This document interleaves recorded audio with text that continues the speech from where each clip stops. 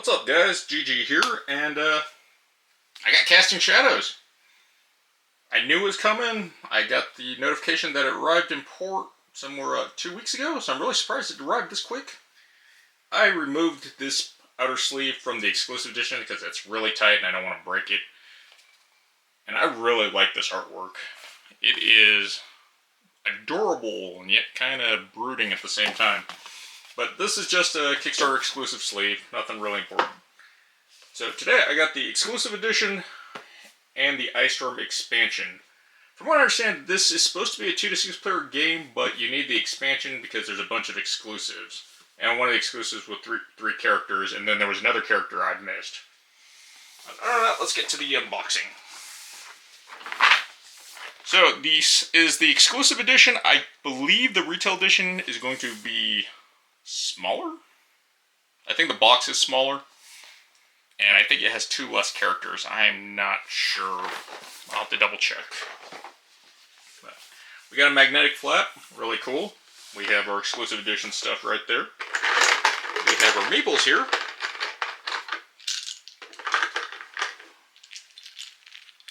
And they're actually pretty good looking.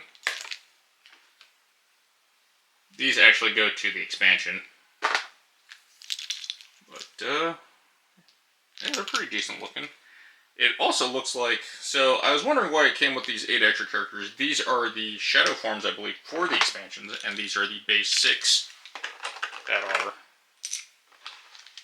these guys. So one of the mechanics in this game is you basically evolve these guys into their better form like Pokemon. I believe that's 6 and 6, yeah. And they look color-coded, except for the bird. Or maybe the bird is a little bit off. We will get to that. So there were some plastic or wood tokens. I didn't buy them. I should have now looking at it because it's cardboard.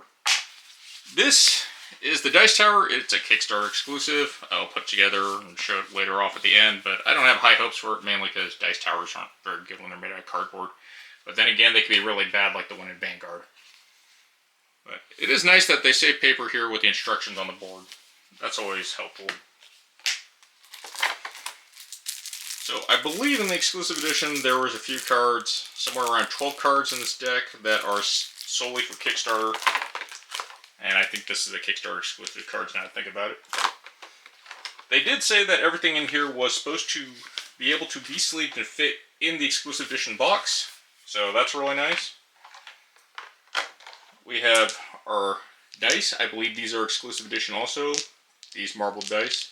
I'm not sure what the retail edition is going to look like. We have our rulebook, and it actually reminds me of an old Nintendo game rulebook. The paper, the layout. Then we have a reference sheet.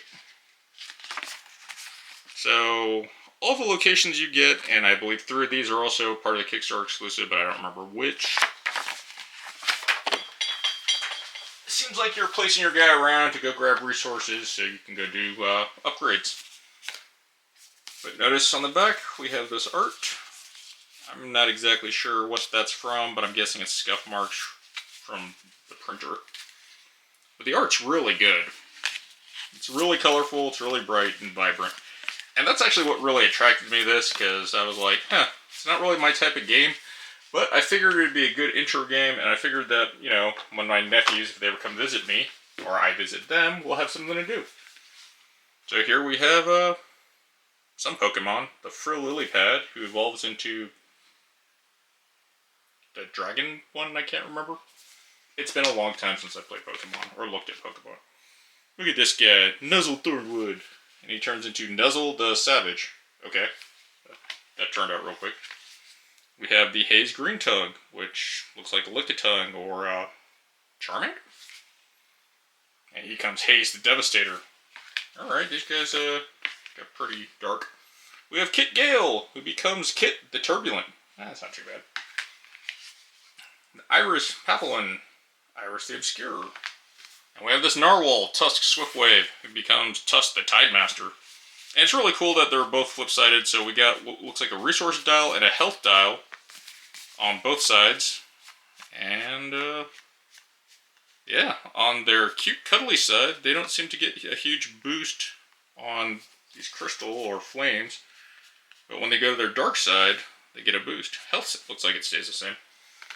That's pretty cool. I like the box. I like the layout. Everything looks like it's going to fit in. And like I said, they said the expansion stuff was supposed to fit in here. So, let's get to the expansion.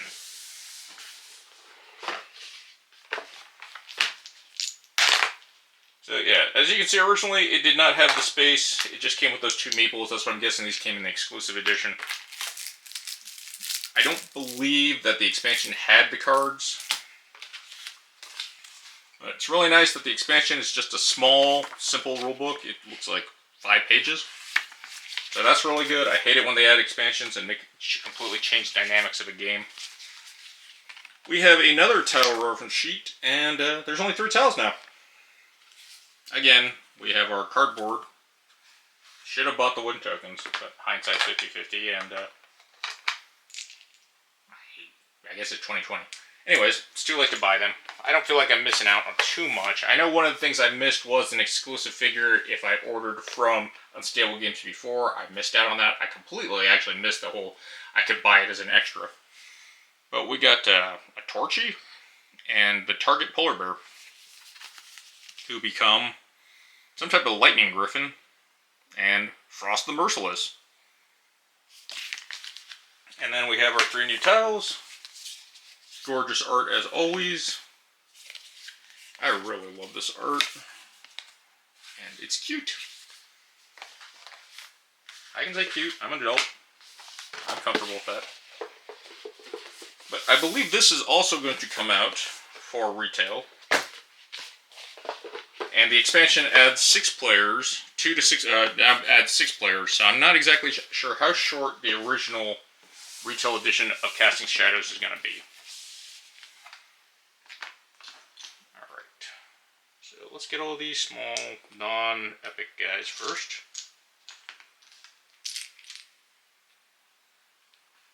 Counting is hard. 6, 7, one more. What looks tiny there? This chicken. Alright. And that should be 8.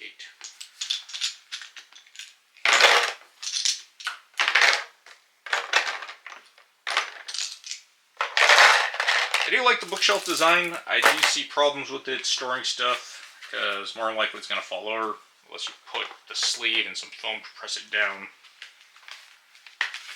But so far, it looks like everything will fit nicely. Yep, it looks like we have slots for everything. Still kind of closes. Little bulge, but that's alright. Alright then, let's get to the dice tower, and I'll just cut to that. Hey guys, so got done sleeving everything. All the cards do fit. I wish that I could get all the single cards to fit in one stack, but, and that's really nice that they have that insert, but I had to put a few of the main deck cards on top of the Counterspell deck and the Companions deck.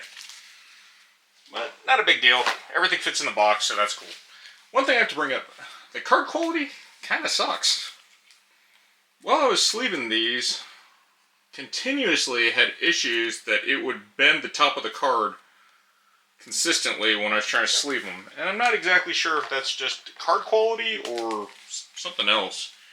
But they do mark up fairly quick. As you can see here, we have this line. That was just me pushing it in. They're linen finish cards. Usually you don't have this problem. They feel like plain cards. But for some reason, they bend way too easy. And like I said,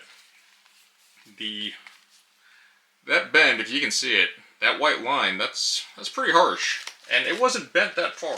So not sure about that. So, little disappointed by the card quality. Definitely recommend sleeving these because they don't feel like they're going to hold up very well. So we have this dice tower. It's actually fairly functional. Took me a while to find one of the pieces that fell on the floor, and I was kind of freaking out. I was like, how did I lose a piece? But it does its job, and it holds together. So I like that. I don't like the fact there's no place to put it. all our tokens do fit in the recessed slot. I believe the reason it's so big is made for the wood ones, but I'm not too worried about that. My only issue is that this is going to slide around when I stand this on its side. Other than that, that's everything that fits in the box with the expansion. So I have to say, overall, I'm happy with it. Not disappointed in anything except the card quality, but I got them sleeved, and I don't ever plan on unsleeving them. I did use Dragon Shields, which are usually a little bit easier than the Asmodee sleeves I use a lot of the times, the Gamegenic ones. They're kind of thinner and flimsier, but you can buy them a lot cheaper. And as an afterthought, I'm kind of wishing that there was something to hold this down. But that's a small thing. All I care about is the game fun? Am I going to have fun with my nephews, or if I ever get friends with kids? I doubt it, but, you know. But I think Casting Shadows, so far, I'm pretty impressed with it. I'm happy. Again, I'm never happy with dice towers that don't fit in the box. But if you like what I'm doing, please subscribe, like, leave me comments. I will do a gameplay video or a review of this, hopefully this weekend. I know I got some other stuff coming in.